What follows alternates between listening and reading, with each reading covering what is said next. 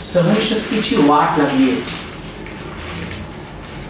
अगदी रेल्वेचा दरवाजा बंद करायचा का उघडा करायचा याच्यावरून सुद्धा डायरेक्ट खून होत आहेत.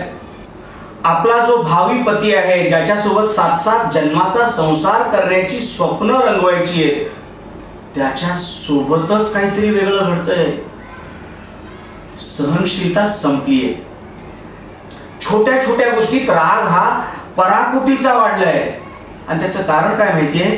त्याचं कारण आहे उच्च दर्जाचं शिक्षण घेऊन सुद्धा मेडिटेशन नाहीये, काही चांगलं वाचन नाहीये, चांगलं ऐकणं नाहीये. अहो, पंच ज्ञानेंद्रियाला तुमच्या काहीतरी चांगलं मिळतच नाहीये ना. पैसा मिळतोय, प्रसिद्धी मिळतीये, पण त्याच्यानं सहनशक्ती विकत थोडंच घेता येते. मग काय करावं लागेल? मेडिटेशन शिकावं लागेल नव्यानं.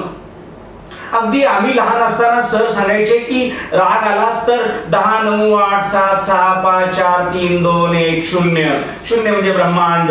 यापर्यंत उलट यायचं, आपला राग कमी होतो. अहो, आज राग लोकांचा एवढा वाढलाय की 10 ते 0 पर्यंत येऊन फायदा होणार नाहीये. त्यांना 100 पासून सुरुवात करावी लागणार आहे. 100, 99, 98, 97, 96, 95, 94, 93, 92, 91, 90, 89, 88 पूर्ण 0 पर्यंत यावं लागणार आहे. तर कुठं त्यांचा राग कदाचित कमी होण्याची शक्यता आहे. दररोजचं मेडिटेशन त्याच्यावरचा उत्तम उपाय आहे. अमृतकुंभ क्लासेस आणि मिडास टच मध्ये दररोज विद्यार्थ्यांचं मेडिटेशन केलं जातं.